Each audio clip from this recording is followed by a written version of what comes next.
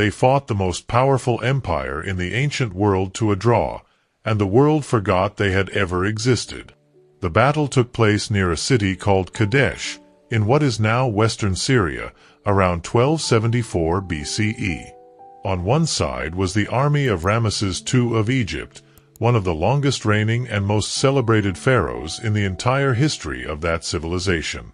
On the other side was the army of the Hittite king Muwatalli II, ruler of an empire that stretched from the Aegean coast of what is now Turkey across the mountains of Anatolia to the borders of Mesopotamia. The battle was enormous, involving tens of thousands of soldiers and thousands of chariots on both sides. It ended, not with the decisive victory that Ramesses would later claim in his temple inscriptions, but in a military stalemate that neither side could break. 16 years later, the two greatest powers of the ancient Near East signed a peace treaty. The treaty, known from both Egyptian and Hittite copies, is the earliest known surviving peace treaty in the world. It was carved in hieroglyphics on the walls of Egyptian temples and written in Akkadian cuneiform on clay tablets found at the Hittite capital. A copy of it hangs today in the United Nations headquarters in New York. The existence of this treaty, and of the civilization that produced it, was entirely unknown to the modern world until the late 19th century. The rediscovery of the Hittites is one of the great stories of archaeological recovery, a civilization that had been hidden for 3,000 years slowly brought back into the light by the patient work of scholars who followed the evidence from ruined mounds to clay tablets to a forgotten language to the full picture of an empire. A copy of it hangs today in the United Nations headquarters in New York. The civilization that signed that treaty, that fought Egypt to a standstill, that controlled an empire spanning much of what we now call the Middle East, was so completely forgotten after its collapse that for nearly 3,000 years the world had no idea it had existed. The Hittites appear in the Bible as a minor people in Canaan. They appear occasionally in Egyptian records as enemies or trading partners. But the great empire, the capital city, the legal traditions, the military power, the diplomatic sophistication, all of it vanished from human memory so completely that when 19th-century scholars first began to suspect that a major ancient civilization might be hidden in the mountains of Anatolia, most of their colleagues thought the idea was implausible. Tonight we go to Hattusa, the capital city carved into the rock of the central Anatolian plateau, and we follow the slow recovery of a civilization that the ancient world produced and then forgot. The Hittites do not belong to the standard narrative of ancient civilization, and their absence from that narrative is itself something that requires explanation. The civilizations that dominate the standard account of the ancient Near East are Egypt, Mesopotamia, and to a lesser extent the cultures of the Levant and the Aegean. These are the civilizations that appear most prominently in the religious and literary traditions that shaped the modern world, in the Hebrew Bible, in the Greek epics, in the traditions that eventually became the foundations of Western culture. The Hittites appear in all of these traditions, but only at the margins, as enemies, as trading partners, as minor players in stories whose central subjects are other civilizations. The specific character of the Hittite Empire makes its marginalization in the standard narrative particularly puzzling. At its peak, between roughly 1400 and 1200 BCE, the Hittite Empire was one of the 2 or 3 most powerful political entities in the ancient world. The recovery of the Hittites from this marginalization has been one of the more significant achievements of ancient Near Eastern scholarship in the 20th century, and the specific story of that recovery, involving the decipherment of a forgotten language and the excavation of a buried capital, has the quality of a detective story conducted across decades by a succession of scholars who each contributed a piece to the emerging picture. Its territory included most of modern Turkey, significant portions of what is now Syria, and contested zones that were the subject of ongoing military and diplomatic competition with Egypt, Babylon, Assyria, and the other major powers of the period. The Hittite king corresponded with the Egyptian pharaoh and the Babylonian king as an equal, addressing them as brothers and expecting the same form of address in return, a convention of ancient diplomacy that was reserved for the great powers. And yet, when the Hittite Empire collapsed around 1200 BCE, it disappeared from the world's cultural memory so completely that for 3,000 years the civilization was known only through a handful of oblique references in texts produced by other cultures. The recovery of the Hittite civilization, beginning with the recognition of its traces in the rock inscriptions of Anatolia in the 19th century, and continuing through the excavation of Hattusa and the decipherment of the Hittite language in the early 20th century, is one of the great stories of archaeological and scholarly recovery, and it fundamentally changed the understanding of the ancient Near East. The landscape of the Hittite heartland is one of the defining features of the civilization that developed within it. The central Anatolian plateau is a high, semi-arid landscape of dramatic contrasts. In summer it is hot and dry, the pale grassland stretching to the horizon under an intense blue sky. In winter it is cold, the plateau covered in snow, the wind cutting across the open ground without the shelter of significant forest cover. The rivers that cross it flow in deep valleys cut through the soft volcanic rock, and the specific combination of the plateau's elevation, its climate, and its geology created an environment very different from the river valley civilizations of Egypt and Mesopotamia. The Hittites were not, originally, a river valley people. Their heartland was the mountain country of north-central Anatolia, the region known in antiquity as Hutti, and the specific conditions of that landscape shaped their civilization in ways that distinguished it from the agricultural civilizations of the lowland river valleys. The semi-arid plateau required a mixed economy of agriculture and herding, with different communities specializing in different combinations of these activities depending on their specific location. The deep river valleys provided agricultural land, while the open plateau supported pastoral economies that were integrated with the agricultural communities through exchange and seasonal movement. The strategic geography of Anatolia was one of the key assets of the Hittite Empire.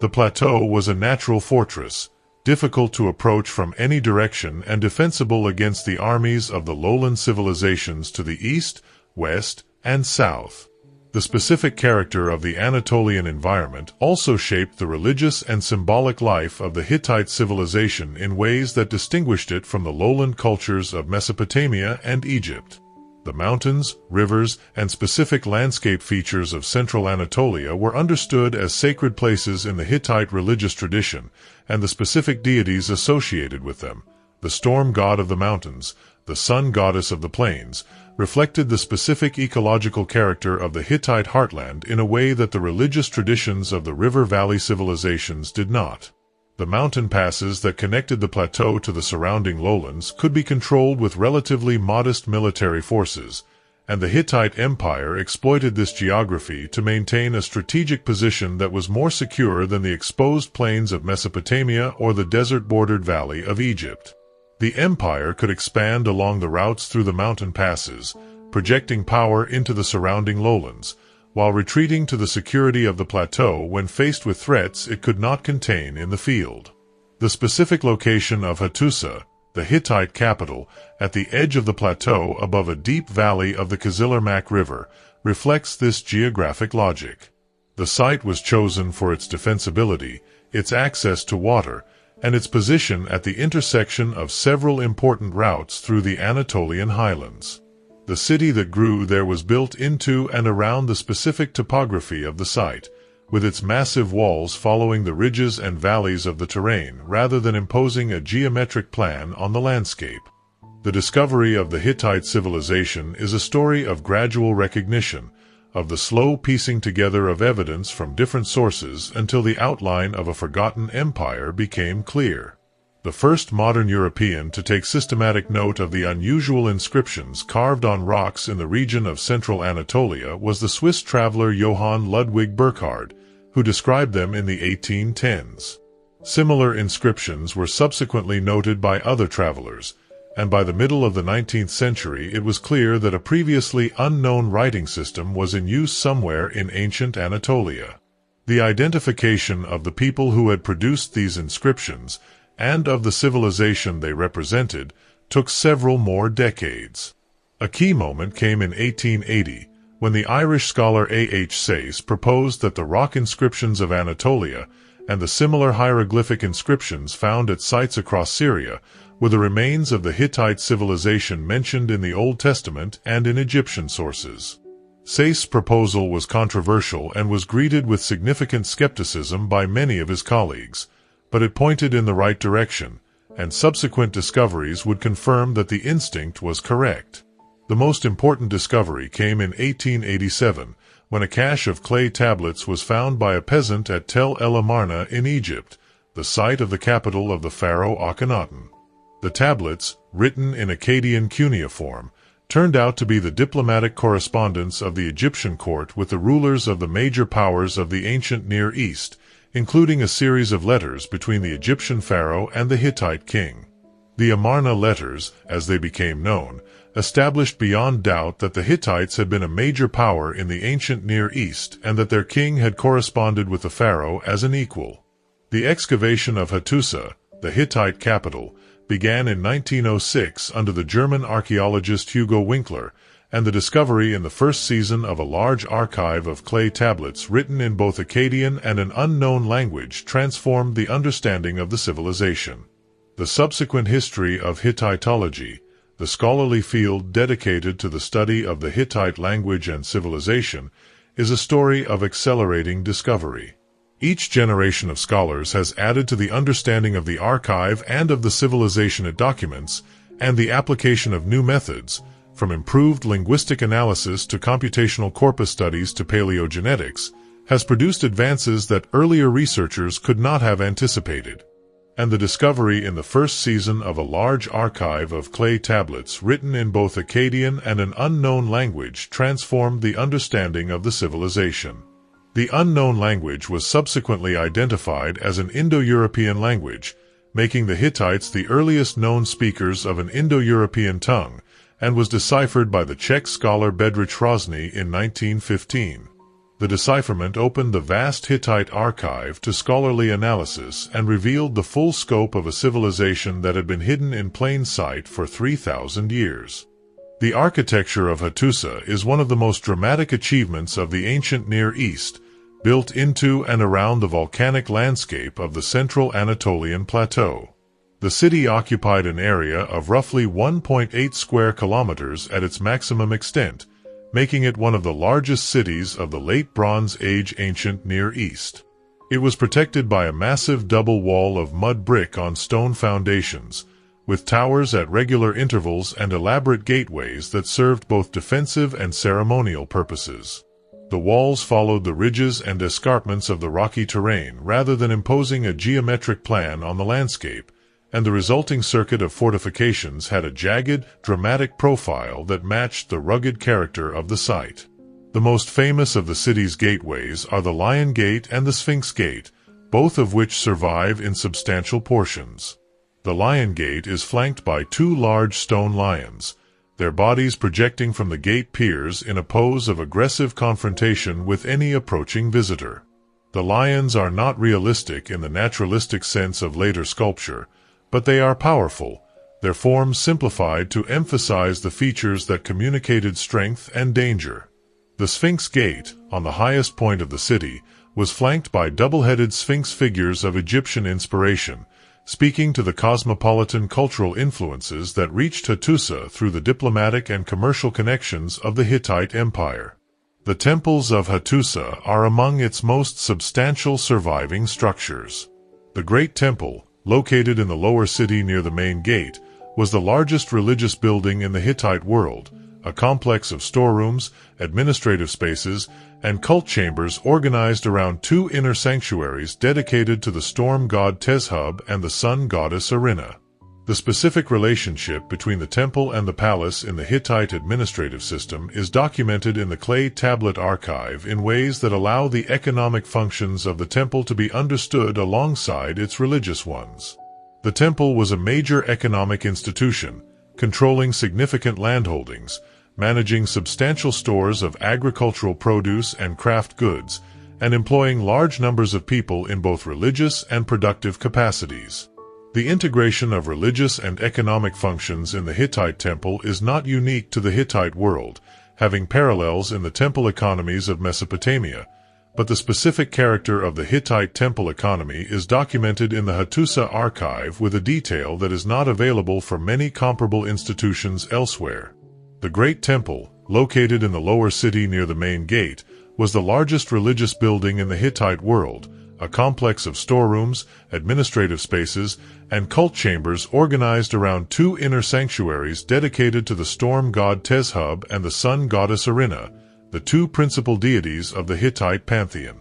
The storerooms of the temple, excavated to reveal hundreds of large storage vessels still in their original positions, give a vivid impression of the economic role of the temple as a center of redistribution and storage as well as religious observance. The royal area of the city, on the high ground above the lower city, contained the palace complex and a series of smaller temples built in the period of the empire's maximum power in the 14th and 13th centuries BCE. The rock sanctuary of Yazilikaya, located a short distance outside the city walls, was a natural rock chamber whose walls were carved with a processional frieze of Hittite deities in relief, one of the most remarkable surviving examples of Hittite religious art.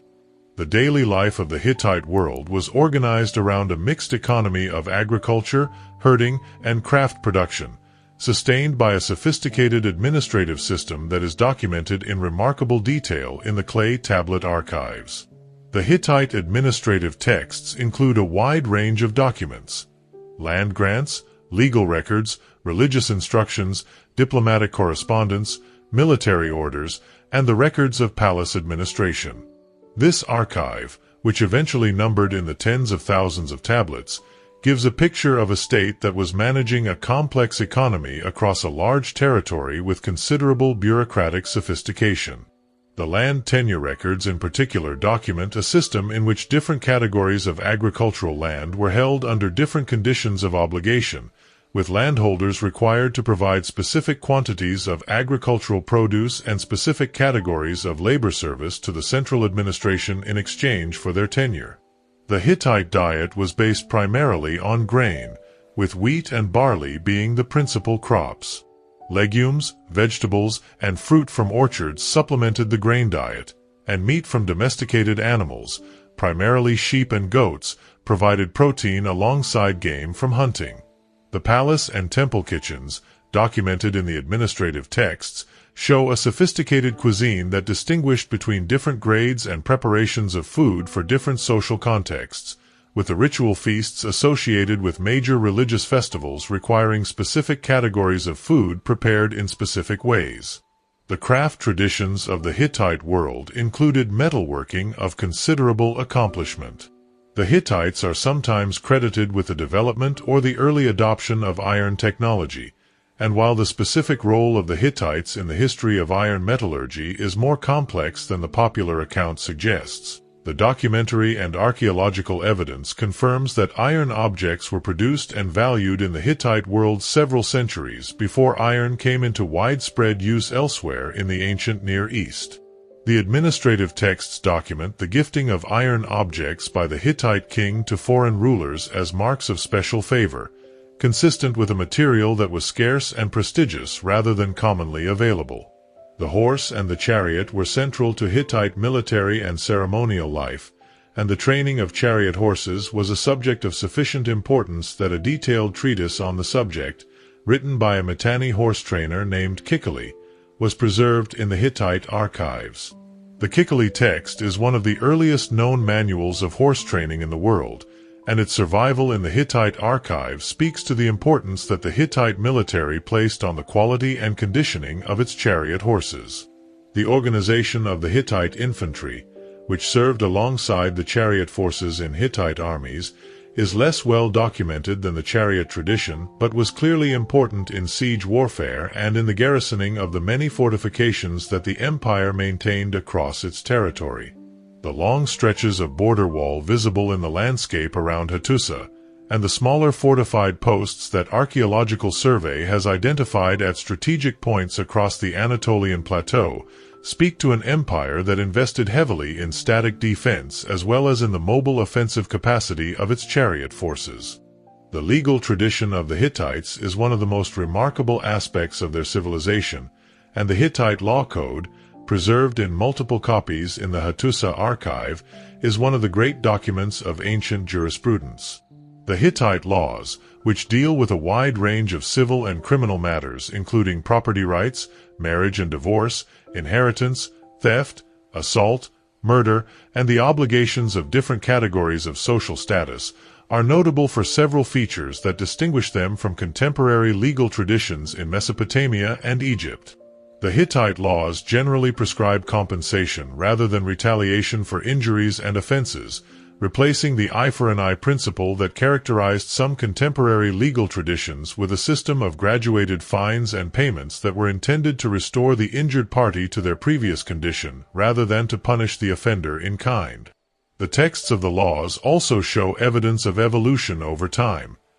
Many provisions are accompanied by notes indicating that the current penalty supersedes an older one, allowing historians to trace specific changes in legal practice across several centuries of Hittite history. The attention to social differentiation in the law code, with different penalties applying depending on the social status of both the offender and the victim, reflects a society in which hierarchical distinctions were formally recognized and legally encoded, but in which the basic protection of legal remedy was extended to a relatively wide range of people. The Hittite legal tradition also shows a sophisticated approach to international relations. The treaties that the Hittite kings concluded with their neighbors, both powerful equals like Egypt and subordinate vassal states, followed a specific formal pattern that included a preamble identifying the parties, a historical section reviewing their previous relations, specific terms of the agreement, lists of divine witnesses to the treaty, and curses and blessings that would fall on those who violated or honored its terms. This treaty format, which the Hittites appear to have developed or substantially elaborated, influenced the treaty traditions of the ancient Near East for centuries and has been proposed as one of the models for the covenant structure of the Hebrew Bible. The preservation of this legal and diplomatic tradition in the clay tablet archives of Hattusa is one of the great accidents of archaeological fortune, because the clay tablets survived the burning of the city at the end of the Hittite Empire, when a fire that would have destroyed papyrus or would actually fired the clay tablets and preserved them. The destruction of the city that ended the Hittite civilization also, paradoxically, preserved its documentary record in a form that has allowed scholars to reconstruct its legal and administrative traditions in remarkable detail. The religion of the Hittites was among the most complex and most diverse in the ancient Near East, incorporating deities from multiple traditions into a pantheon that the Hittites themselves sometimes described as comprising 1,000 gods. The core of the Hittite religious tradition was centered on the storm god, known by various names in different parts of the Hittite world, but most commonly as Tezhub, and the sun goddess Arina, who was the patron of the Hittite state and the divine protector of the king. These two deities headed a hierarchically organized pantheon that included gods of specific natural phenomena, gods of specific cities and regions, and a wide range of divine figures absorbed from the traditions of the many peoples who came under Hittite rule or influence. The Hittite Empire's incorporation of diverse populations brought their local religious traditions into the Hittite world, and the Hittite administration generally allowed these local traditions to continue while integrating them into the broader framework of the imperial cult. The rock sanctuary of Yazilikaya, carved into a natural rock outcrop near Hattusa, is the most dramatic surviving monument of Hittite religious art. The main chamber contains a processional frieze of more than 60 deities, shown in profile relief marching toward a central meeting point where the storm god and the sun goddess confront each other. The deities are identified by inscriptions in Hittite hieroglyphics, and their specific attributes, the symbols and animals associated with each, provide a visual catalog of the Hittite pantheon at the height of the empire. A smaller inner chamber contains a more intimate composition focused on the king, shown in the embrace of the god Sharuma, and a large sword blade whose crossguard is formed by lion-headed figures, interpreted as a divine sword associated with the underworld. The Hittite festivals were major events in the calendar of the state, requiring the participation of the king in elaborate ritual sequences that could extend over many days and involve travel to multiple sacred sites across the kingdom. The festival texts in the Hattusa archive describe these rituals in considerable detail, specifying the offerings, the prayers, the processions, and the specific sequence of ritual acts required for each festival. The king's participation in the festivals was understood as essential to the maintenance of the divine order on which the prosperity of the kingdom depended, and the administrative burden of organizing these festivals was substantial. The Hittite attitude toward religious diversity was notably pragmatic by the standards of ancient Near Eastern religion. The Hittites did not generally attempt to suppress the religious traditions of conquered or allied peoples, preferring instead to incorporate foreign deities into the Hittite pantheon or to maintain their local cults under Hittite patronage. This inclusive approach to religion was partly a matter of political calculation and partly a reflection of a genuine theological openness that recognized the legitimacy of multiple religious traditions within a shared cosmological framework. The military system of the Hittites was among the most effective in the ancient Near East, combining the strategic advantages of their Anatolian heartland with a sophisticated understanding of chariot warfare and a flexible approach to alliance and diplomacy.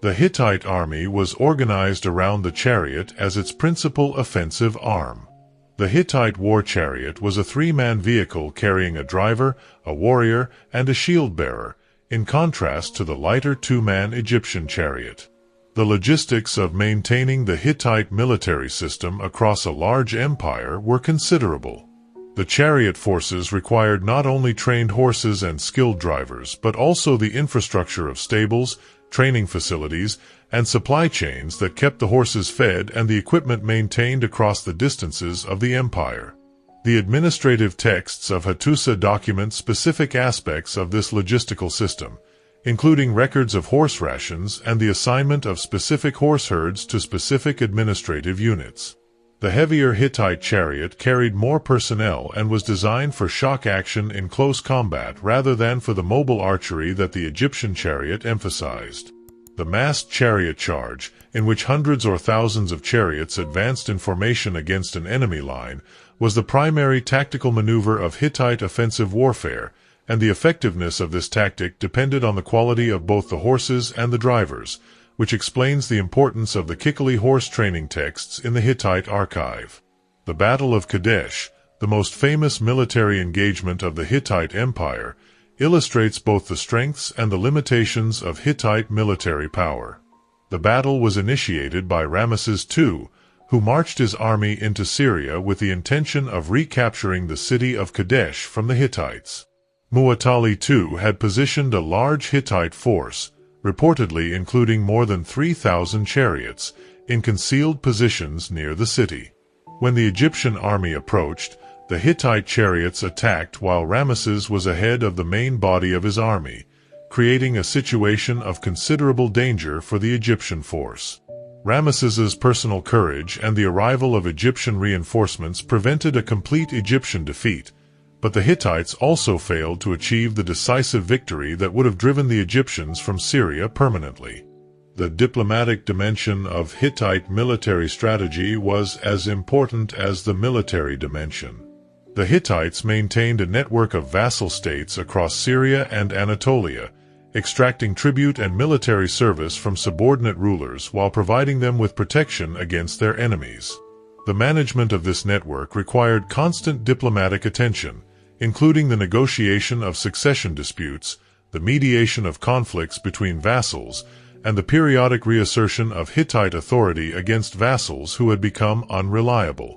The clay tablet archive of Hattusa preserves extensive documentation of this diplomatic activity, including the letters exchanged between the Hittite king and his vassals and the treaties through which vassal relationships were formalized and renewed. The international diplomacy of the Hittite Empire placed it at the center of a network of political relationships that spanned the ancient Near East, and the documentary record of this diplomacy is one of the richest archives of international relations from the ancient world. The great powers of the late 2nd millennium BCE, Egypt, Hutti, Babylon, Assyria, and Mitanni, engaged in a form of international diplomacy that has been called the Club of Great Powers by modern scholars, a system in which the rulers of the major states recognized each other as equals, addressed each other as brothers in their correspondence, exchanged gifts and daughters in marriage alliances, and managed their conflicts through a combination of negotiation and military force. The Hittite king was a full member of this club, and the archive at Hattusa preserves his correspondence with the other members in considerable detail. The Amarna letters, found in Egypt, include a series of letters between the Hittite king and the Egyptian pharaoh that document the full range of diplomatic interactions, requests for gold, which Egypt possessed in abundance and which the Hittites valued, complaints about delays in promised deliveries, negotiations over the return of fugitives and political exiles. The specific texture of ancient diplomacy visible in these letters is one of the more humanizing aspects of the Hittite historical record. The great powers of the Late Bronze Age managed their relationships through a combination of formal protocol and personal correspondence that was simultaneously rigidly conventional in its forms and remarkably direct in its content. Reading the letters between the Hittite and Egyptian courts, with their mixture of formal titles and personal complaints, gives a vivid sense of the human relationships that lay behind the formal language of ancient statecraft, that document the full range of diplomatic interactions, requests for gold, which Egypt possessed in abundance and which the Hittites valued, complaints about delays in promised deliveries, negotiations over the return of fugitives and political exiles, discussions of the health of the respective rulers, and occasional sharp exchanges when one party felt that the conventions of the relationship had been violated.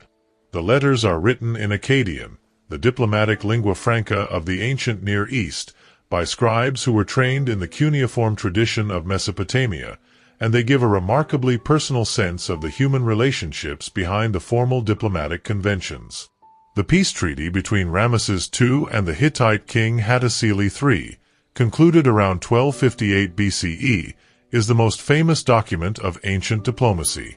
The treaty is known from both Egyptian hieroglyphic copies, carved on the walls of the temples at Karnak and Ramesseum, and from a cuneiform version preserved among the Hattusa tablets. The two versions agree in their essential terms: an agreement to end the state of war between Egypt and Hutti, a mutual defense clause obligating each party to assist the other against external attack or internal rebellion, and provisions for the extradition of refugees. The treaty was accompanied by a marriage alliance, in which a Hittite princess was sent to Egypt to become a wife of Ramesses, and the subsequent correspondence between the two courts documents the personal warmth that developed between the two rulers across the distance that separated them. The correspondence between the Hittite queen and the Egyptian royal household, preserved in both archives, is particularly touching in its directness. The Hittite queen Pujahipa, who was one of the most politically active queens in the ancient Near East, corresponded directly with her Egyptian counterpart, and her letters combine formal diplomatic language with a personal directness that speaks across 3,000 years with remarkable immediacy. The social organization of the Hittite state was hierarchical and complex, with the king at its apex and a graduated structure of elites, officials, free commoners, and dependent laborers below him. The Hittite king held a position of authority that was simultaneously political, military, and religious.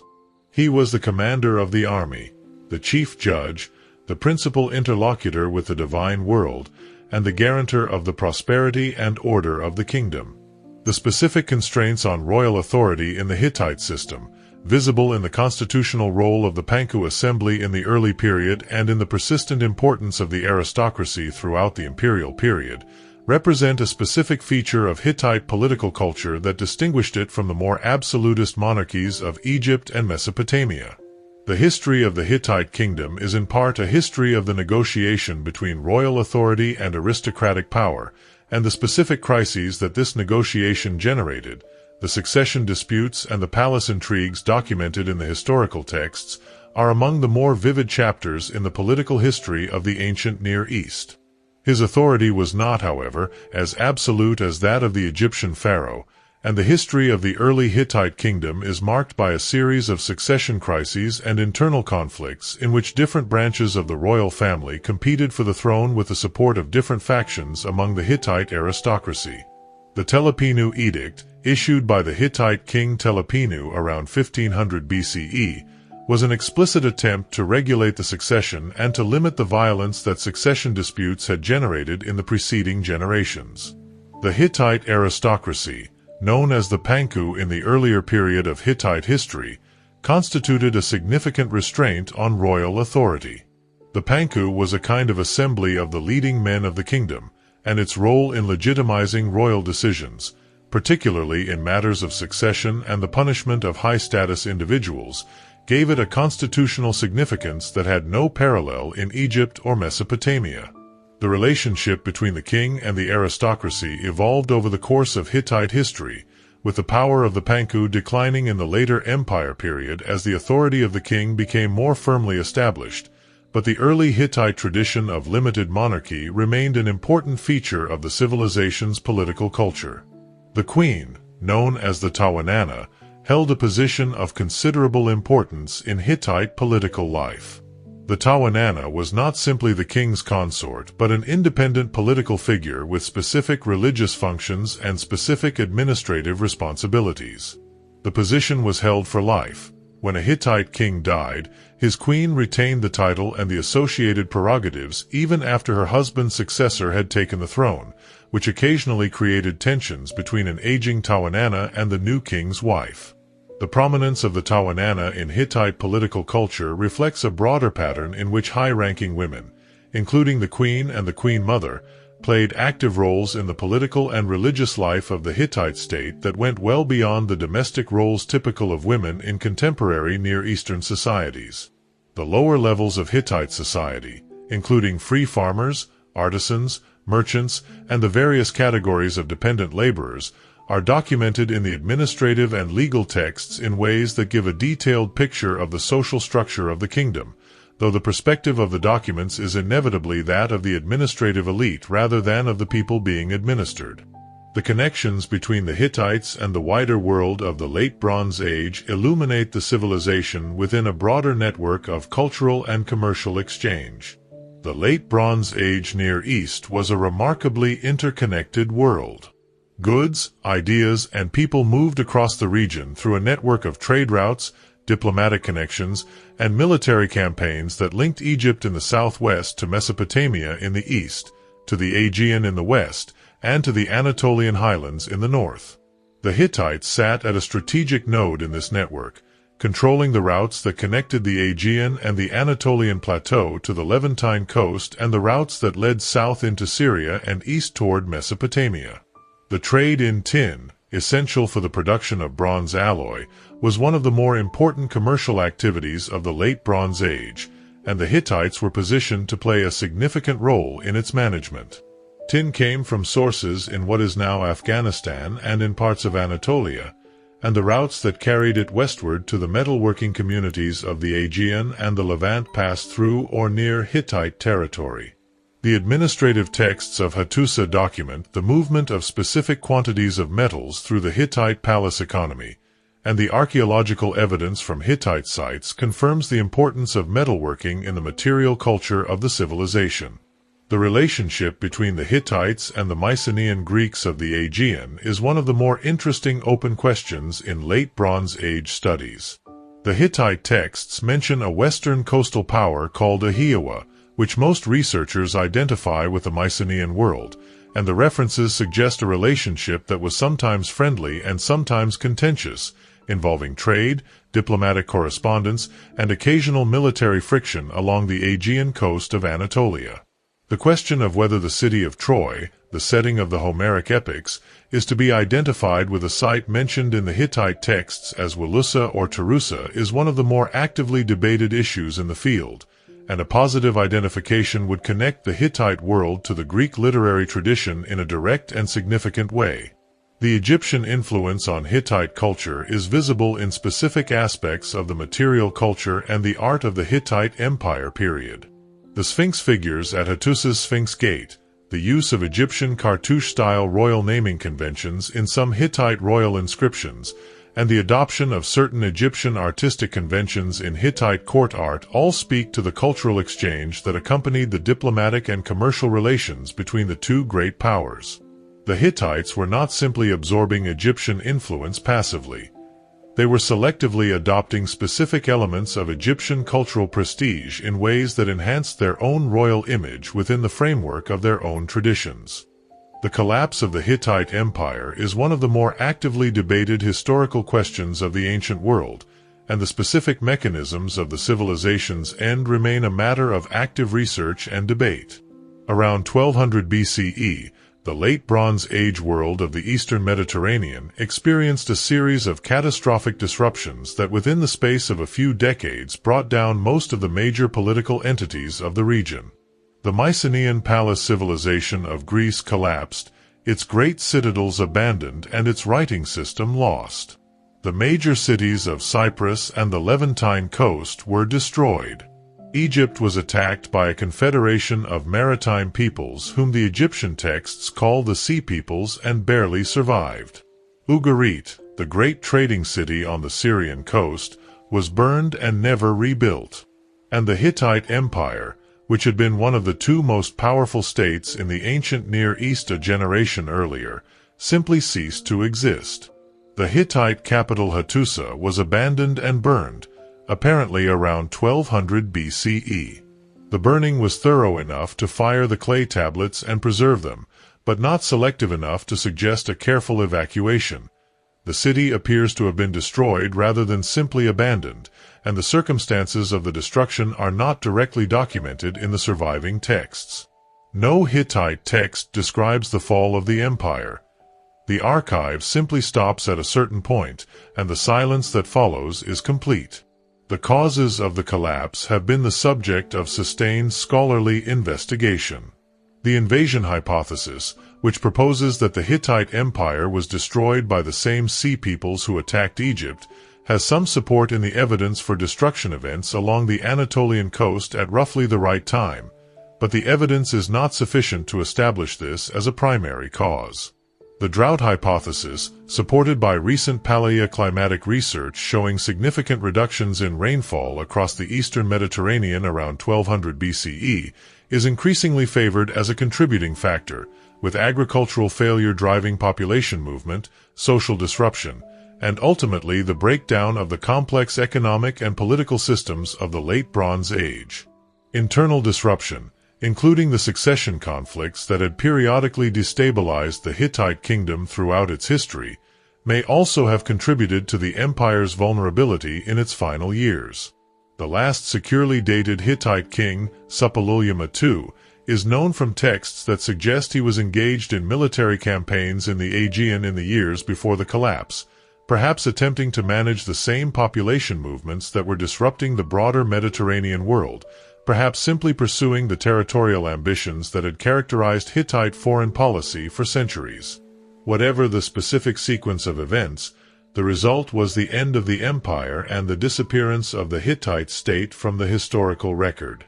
The aftermath of the Hittite collapse is more complex than the simple end of a civilization suggests, and the traces of the Hittite tradition persisted in multiple forms in the centuries following the empire's fall. The Neo-Hittite kingdoms that emerged in parts of Syria and southeastern Anatolia in the centuries after the empire's fall represent one of the most important continuities. These successor states, sometimes called the Syro-Hittite kingdoms, were ruled by dynasties that claimed descent from the Hittite royal family or that adopted Hittite cultural and artistic traditions as markers of legitimacy and prestige. The specific cities of the Neo-Hittite world, including Carchemish on the Euphrates and Samal in what is now southeastern Turkey, have been the subjects of intensive archaeological investigation in recent decades, and the results have significantly expanded the understanding of both the specific character of Neo-Hittite culture and the mechanisms through which Hittite cultural elements were transmitted and transformed in the post-imperial period.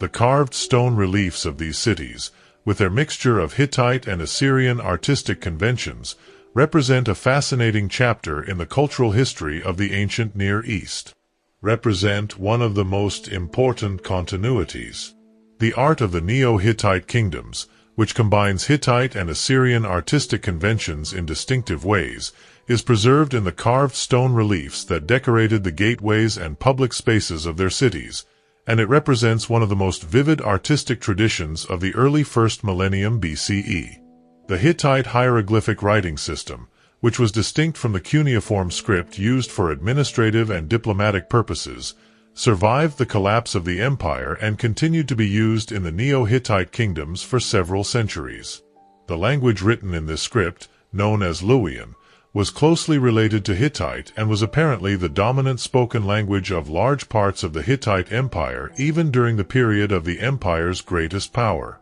The survival of Luwian and the Hittite hieroglyphic script in the Neo-Hittite kingdoms represents a genuine cultural continuity between the imperial period and the post-imperial world. The Hittite influence on the cultures of the ancient Near East in the post-imperial period is visible in a range of specific cultural elements. The treaty format that the Hittites had developed or elaborated during the imperial period continued to influence the diplomatic practices of the successor states and of the Assyrian Empire that eventually absorbed them. Specific religious traditions from the Hittite world survived in the religious practices of the populations of Anatolia and Syria, adapted and transformed as they were incorporated into new cultural contexts. And the genetic legacy of the Hittite population, mixed with the other populations of Anatolia, contributed to the diverse gene pool of the region that has persisted into the modern world. The rediscovery of the Hittite civilization by modern scholarship has therefore not simply been the recovery of a lost world. It has been the recognition that a civilization that appeared to have vanished without trace had actually left significant marks on the cultures and traditions of the ancient Near East that persisted long after the empire itself had ceased to exist. Comparing the Hittite civilization with its contemporaries reveals both the common features of the Late Bronze Age world and the specific characteristics that made the Hittite tradition distinctive. The closest comparison is with the other major powers of the Late Bronze Age: Egypt, Babylonia, Assyria, and the Mitanni kingdom of northern Mesopotamia. All of these were palace-centered states in which the king held the apex of a hierarchical administrative system, managed the economy through a combination of tribute, redistribution, and regulated exchange, and conducted foreign policy through a combination of diplomacy and military force. The specific position of the Hittites within this system of great powers is documented in the diplomatic archive with a richness that allows the day-to-day management of ancient international relations to be understood in considerable detail. The exchanges of gifts between the great kings, the negotiations over marriage alliances, the management of border disputes, and the adjudication of competing territorial claims. All of these are documented in the clay tablets in ways that give a remarkably specific picture of how the Late Bronze Age international order actually functioned. Egypt, Babylonia, Assyria, and the Mitanni kingdom of northern Mesopotamia. The Hittites shared all of these general characteristics with their contemporaries, and the diplomatic correspondence preserved in the Hattusa and Amarna archives documents the relationships between these states with a specificity that makes the Late Bronze Age international system one of the best documented in ancient history.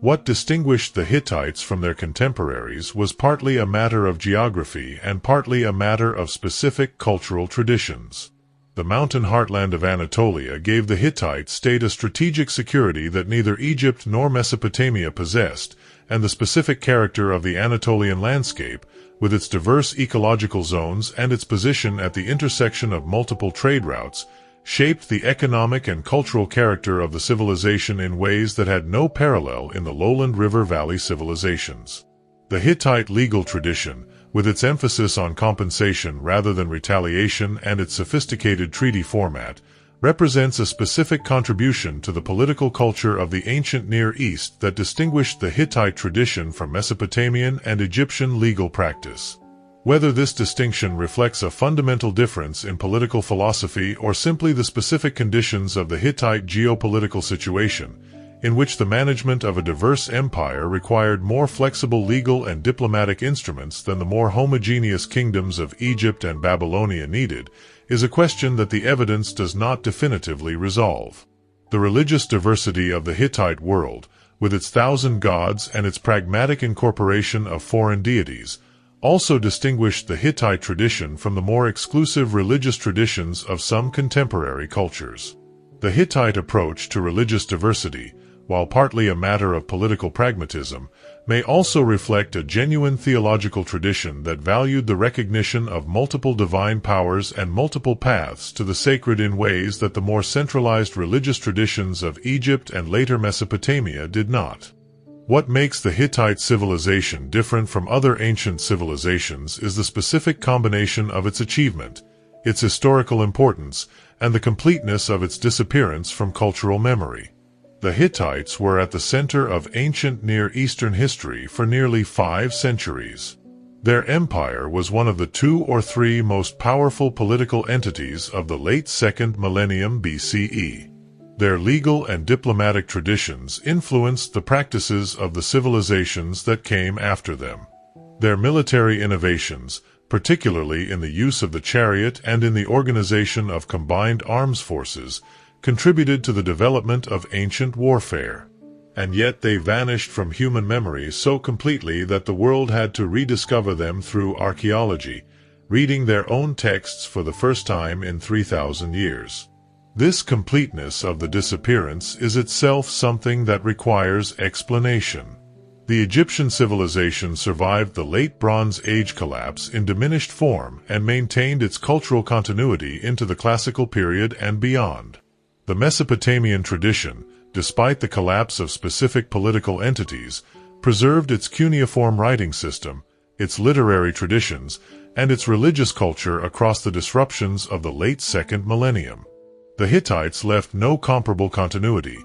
The empire ended, the capital was abandoned and burned, the cuneiform writing system disappeared, and even the hieroglyphic Luwian script of the Neo-Hittite successors was eventually replaced by the Phoenician alphabet that spread across the Near East in the 1st millennium BCE.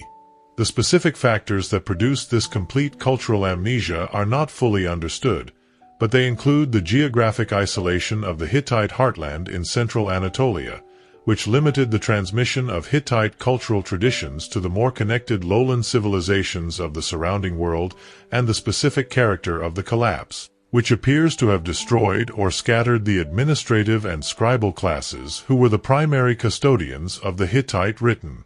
tradition. Without the scribes, the cuneiform archive was incomprehensible to the peoples who subsequently inhabited the ruins of Hattusa, and the specific knowledge preserved in the tablets was lost until modern archaeology recovered and deciphered them. The rediscovery of the Hittites by modern scholarship is therefore not simply an addition to the known inventory of ancient civilizations. It is the recovery of an entire dimension of ancient Near Eastern history that had been invisible for 3,000 years, and the implications of that recovery for the understanding of the ancient world continue to unfold as the Hittite archive is more fully analyzed and as new discoveries expand the picture of the civilization. The pressures that built within the Hittite Empire in its final decades are partially visible in the texts of the period, and they speak to a state that was managing a combination of external threats and internal difficulties that would ultimately prove fatal. The reign of the last Hittite king, Superpower II, is documented in a series of texts that show a state engaged in military campaigns in the Aegean, apparently attempting to deal with the maritime disturbances that were affecting the coastal communities of the eastern Mediterranean.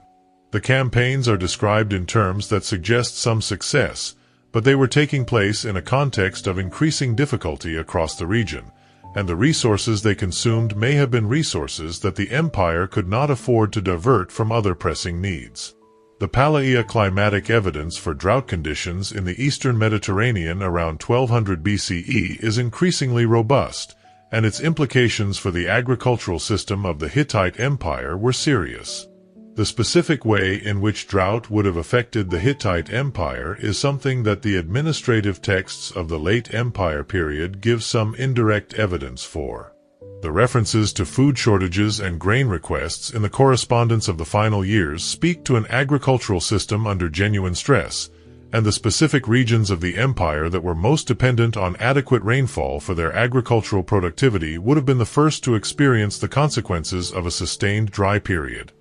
And its implications for the agricultural system of the Hittite Empire were serious. The Hittite heartland on the central Anatolian plateau was already a semi-arid environment, and a sustained reduction in rainfall would have reduced agricultural productivity in ways that the redistributive system of the Hittite palace economy was designed to manage, but was not necessarily capable of managing indefinitely under conditions of prolonged stress. The texts from the late period of the empire include references to food shortages and requests for grain from Egypt, suggesting that the agricultural system was under strain in the years before the final collapse. The evidence for population movement and social disruption along the fringes of the Hittite Empire in the late 13th century BCE is consistent with the broader pattern of the Late Bronze Age collapse, in which the complex, interdependent economic and political systems of the Eastern Mediterranean were simultaneously stressed by the same combination of drought,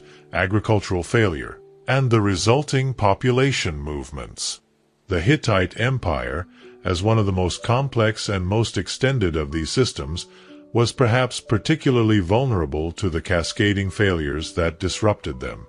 The specific sequence of events that led from the deteriorating conditions of the late Empire period to the final abandonment and burning of Hattusa is not fully recoverable from the surviving evidence. The texts stop, the city burns, and the empire ends. What the people of Hattusa experienced in the final years and the final days of their city, what decisions were made and by whom, what happened to the population that had inhabited the capital, are questions that the evidence cannot answer.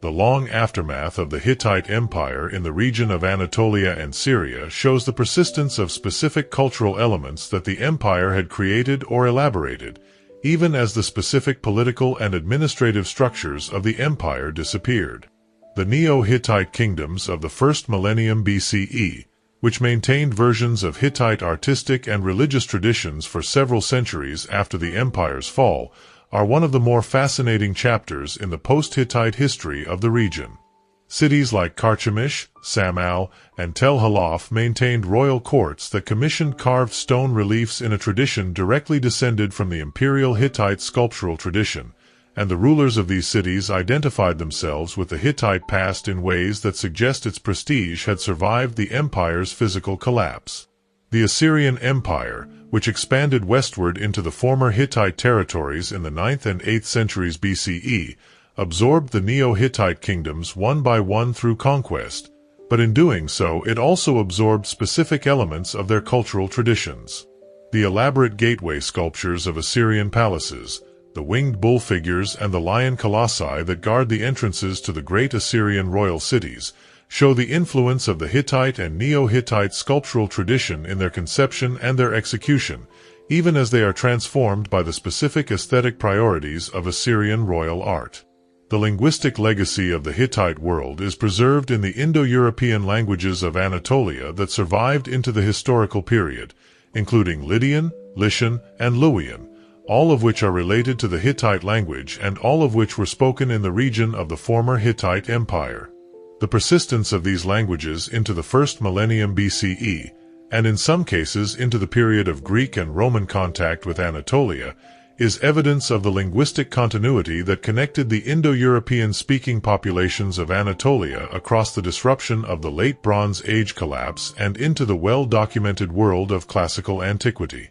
The specific contribution of the Hittite world to the cultural traditions that eventually developed into the classical and medieval civilizations of the Near East and Europe is difficult to trace in detail, but it was real, and the recovery of the Hittite archive has given scholars a new set of evidence for understanding the deep background of cultural traditions that the classical world inherited from the ancient Near East. The specific population that inhabited the Anatolian plateau in the periods following the Hittite collapse was not entirely new. Continuity of population, visible in both the archaeological and the emerging genetic record, connects the Hittite period to the later Iron Age cultures of Anatolia, including the Phrygians and the Lydians who inhabited the region in the first millennium BCE. These later cultures, which were in direct contact with the developing Greek world across the Aegean, served as one of the channels through which elements of the ancient Near Eastern cultural tradition reached the classical world, and the Hittite contribution to that tradition, though filtered through subsequent transformations, was part of what passed westward.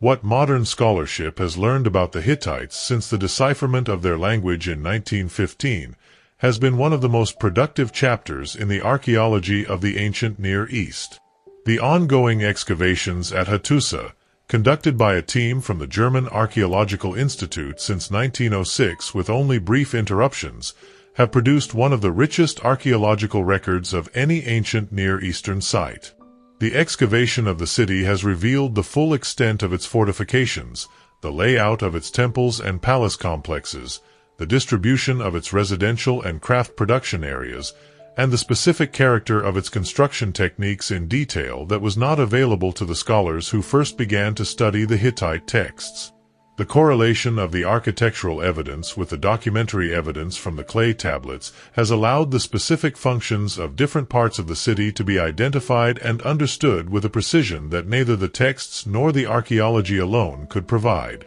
The study of the Hittite texts themselves has been transformed by the development of Hittitology as a specialized academic discipline with its own journals, dictionaries, and institutional infrastructure. The Hittite Dictionary Project at the Oriental Institute in Chicago, which has been producing a comprehensive scholarly dictionary of the Hittite language for several decades, has made the Hittite archive more accessible to a wider range of scholars and has contributed significantly to the understanding of specific aspects of Hittite vocabulary, grammar, and cultural terminology. The digital publication of the Hittite texts, making high-quality photographs and transcriptions of the clay tablets accessible to researchers worldwide, has accelerated the pace of discovery in the field. The paleogenetic analysis of skeletal remains from Hittite period sites is beginning to address questions about the population history of the Hittite world, including the relationship between the Hittite ruling elite and the broader population of Anatolia, and the demographic connections between the Hittite period and both the preceding and following populations. The results of this research are still preliminary, but are beginning to add a new dimension to the understanding of the biological history of the Hittite world that complements the linguistic and archaeological evidence. The broader context of the Hittite civilization within the Late Bronze Age is increasingly well understood through the systematic study of all the major textual archives of the period. The Hattusa archive, the Amarna archive in Egypt, the Ugarit archive on the Syrian coast, and the archives of several Mesopotamian cities together provide a remarkably complete picture of the political, commercial, and cultural relationships of the Late Bronze Age international system, and the Hittites are central to that picture in ways that the standard narratives of ancient history had not previously recognized. What remains uncertain about the Hittites encompasses some of the most fundamental questions about the civilization's inner life and its place in the longer history of Anatolia. The religious experience of ordinary Hittites, as distinct from the elaborate state religion documented in the palace archives, is not clearly accessible from the surviving evidence. The specific character of Hittite popular religion, the beliefs and practices of farmers and herders and craftspeople who were not part of the scribal and administrative elite, is one of the more significant gaps in the current understanding of the civilization. The archaeological evidence for domestic ritual, including figurines, amulets, and the specific spatial organization of household shrines, provides some indirect evidence for the religious practices of ordinary Hittites, but the interpretive distance between these material traces and the specific beliefs they expressed is considerable.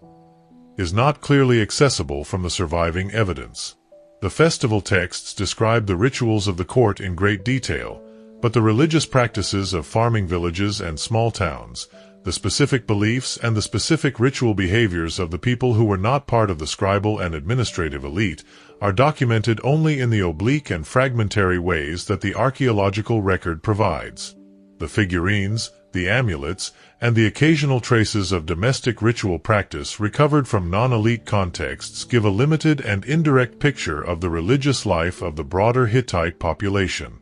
The specific mechanisms of the collapse remain genuinely uncertain despite the increasing sophistication of the research. The drought hypothesis is compelling and increasingly well supported, but it does not by itself explain why some ancient Near Eastern states survived the Late Bronze Age collapse while others did not, and why the Hittite Empire, which had survived multiple succession crises and military setbacks across its history, was unable to manage the disruptions of the late 13th century.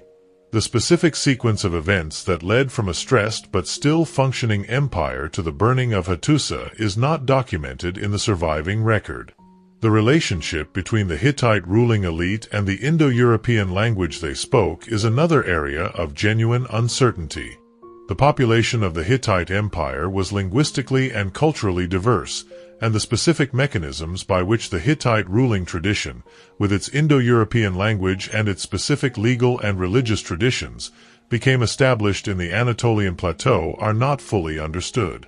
The earlier populations of Anatolia, including the Hattians whose language and religious traditions were absorbed into the Hittite synthesis, were not Indo-European speakers, and the relationship between the Hittite ruling tradition and these earlier populations is a question that the evidence addresses only partially. The question of the Hittite contribution to the subsequent civilizations of Anatolia, Greece, and the broader ancient world is one that will continue to generate research and debate. The specific channels through which Hittite legal, religious, and diplomatic traditions influenced the cultures that came after them are not always traceable in the evidence, and the full scope of the Hittite legacy in the ancient world is likely to be larger than what is currently documented. The Hittite civilization changes how we think about the ancient Near East and about the specific configuration of power and culture in the second millennium BCE. The most immediate implication is historical.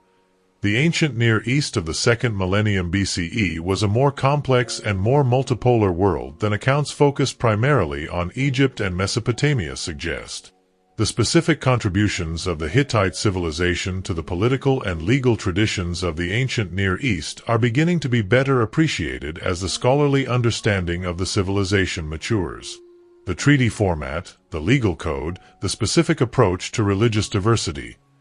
These are contributions that influence the cultures that came after the Hittites in ways that are still being traced, and the full extent of the Hittite legacy in the ancient world is likely to grow as the research continues. Then accounts focused primarily on Egypt and Mesopotamia suggest. A civilization that controlled most of modern Turkey, that fought Egypt to a standstill, that signed the world's earliest surviving peace treaty, and that corresponded with the pharaoh as an equal was a major historical actor, and its incorporation into the standard account of the period fundamentally changes the picture of how the ancient world was organized. The specific contribution of the Hittites to the intellectual and political traditions of the ancient world is greater than their subsequent obscurity might suggest. The treaty format that the Hittites developed or elaborated had a lasting influence on the diplomatic practices of the ancient Near East and may have influenced the covenant traditions of the Hebrew Bible, which would make the Hittite contribution to the political theology of the Abrahamic traditions more significant than has typically been recognized.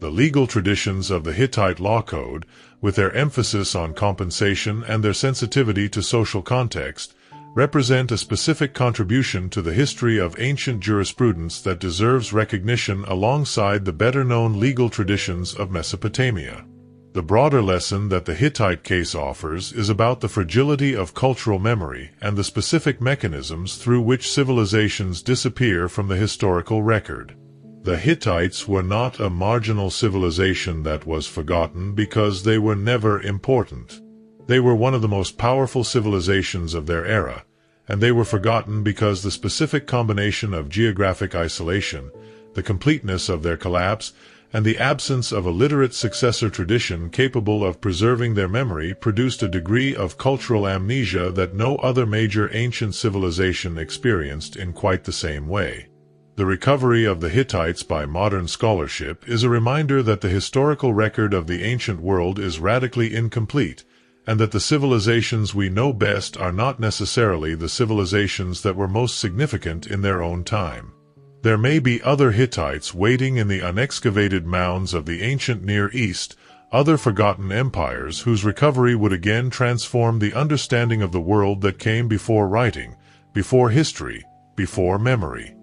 The people of the Hittite world were fully human in every sense, and the evidence they left behind allows something of their specific humanity to be glimpsed across 3,000 years of silence. The correspondence of Queen Pujahipa with her Egyptian counterpart is one of the more personal documents to survive from the ancient Near East. Pujahipa was a woman of considerable political intelligence and personal force, and her letters combined the formal conventions of ancient diplomacy with a directness and a personality that comes through even in translation.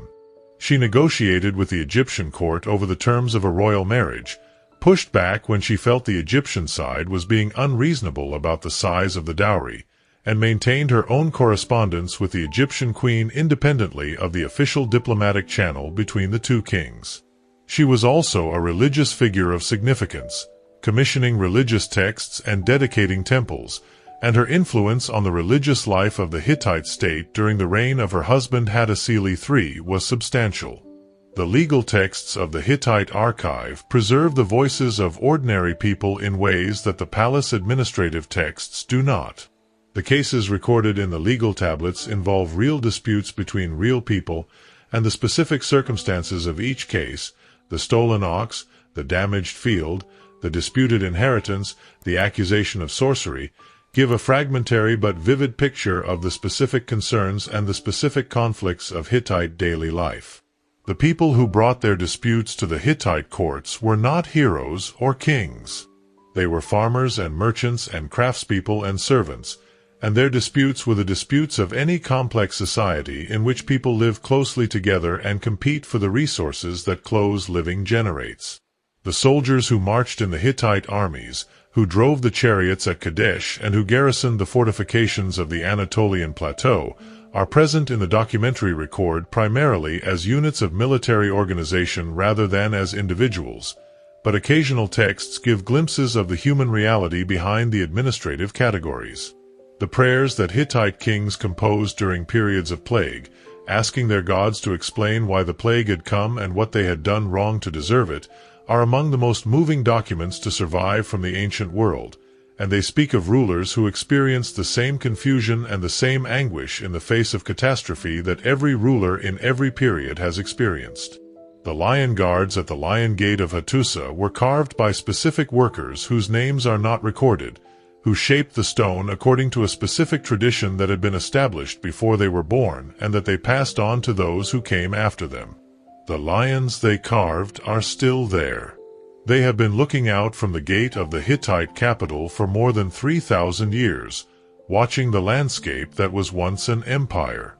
The central image of the Hittite civilization is the image of Hattusa in the early morning, the great walls following the ridges of the Anatolian plateau above the valley of the Kizilirmak. The walls are partially restored, their mud brick courses rebuilt over the ancient stone foundations that the original construction left in the ground. The Lion Gate, with its two great stone lions still projecting from the gate piers, is among the more immediately impressive ancient monuments in Anatolia, and standing before it and looking up at the expressions on the faces of the carved animals, simplified and powerful and directed squarely at the approaching visitor, it is possible to feel something of the intimidating authority that the gate was designed to project. The lions have been looking out from this gateway for 3,500 years. Whatever has changed in the world around them, they have not changed. The rock sanctuary of Yazilikaya, a short walk from the main city walls,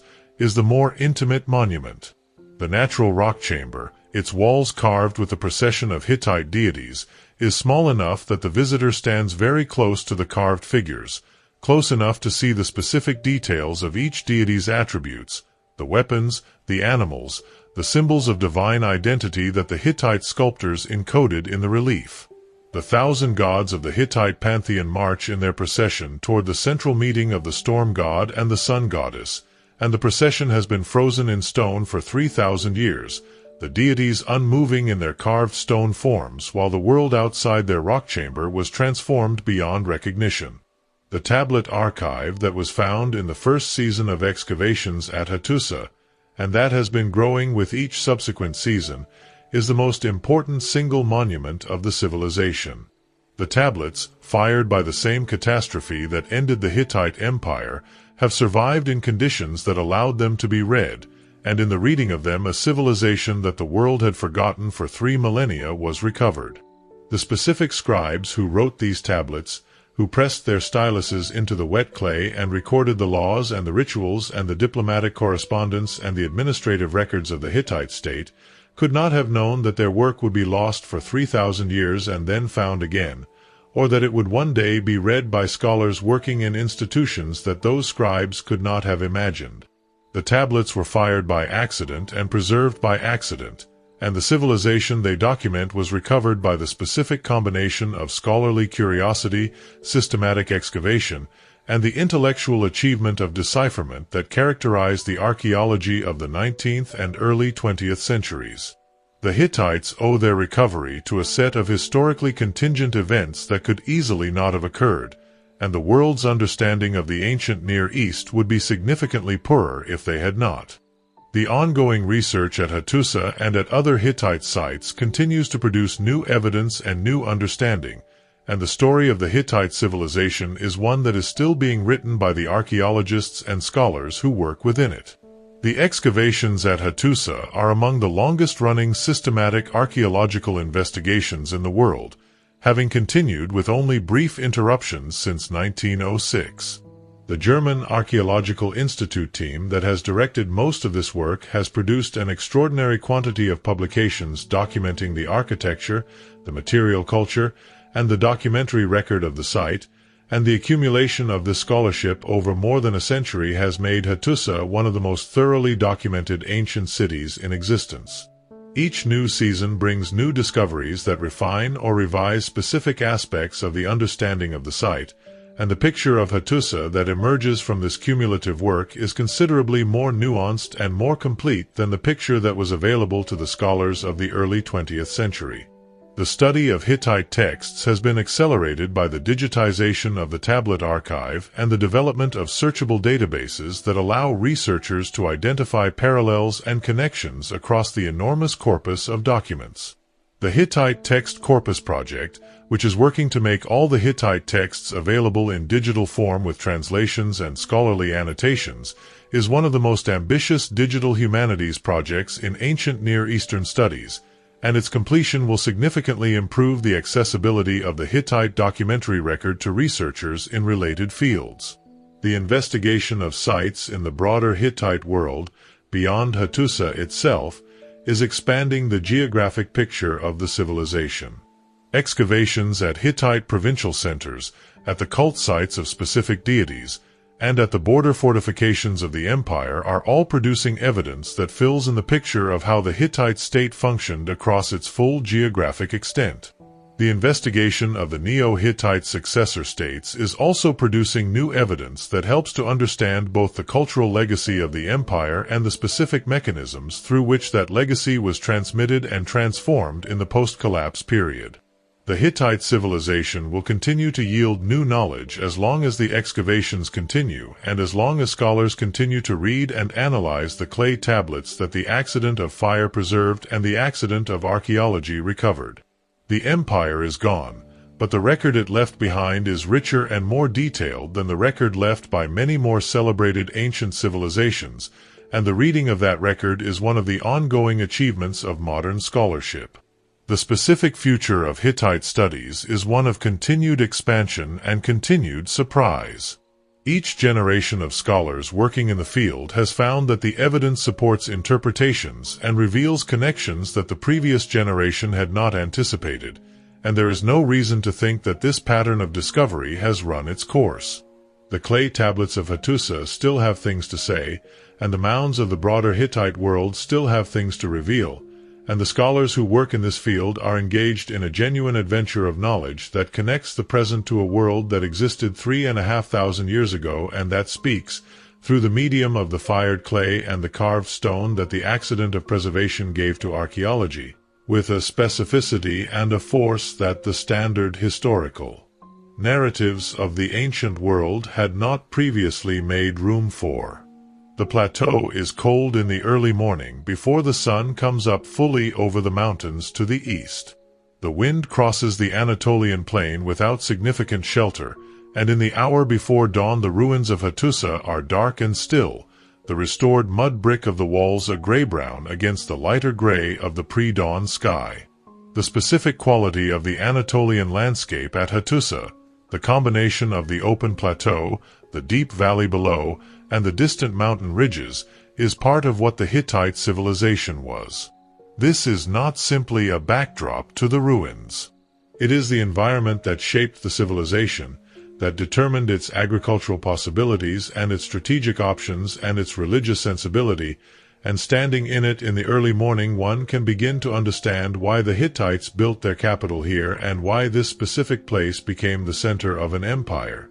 Then the sun comes up, and the light moves across the walls from east to west, and the colors of the stone and the brick change from gray to ochre to the warm brown of the ancient construction material, and the shadows of the walls fall long across the ground. 3,500 years ago, this plateau was the center of an empire. The king who lived in the palace on the high ground above the lower city corresponded with the pharaoh of Egypt and the king of Babylonia as their equal. The army that marched from the Lion Gate carried the most sophisticated military technology of the Late Bronze Age. The scribes who worked in the archive rooms of the temples and the palace pressed into wet clay a record of the civilization's laws, its rituals, its diplomacy, and its daily administration that would survive the burning of the city and the forgetting of the civilization and the slow passage of 3 millennia to be read again in the 20th century.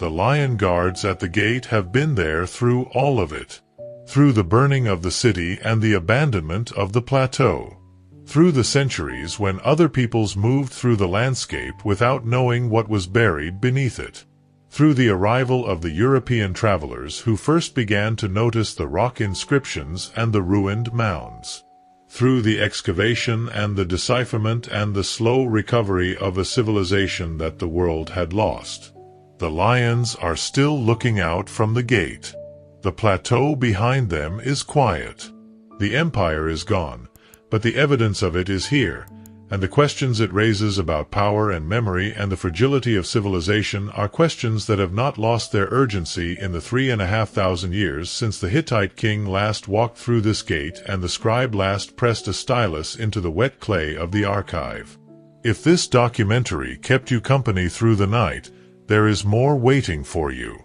Choose the next film on screen, and let the story keep unfolding.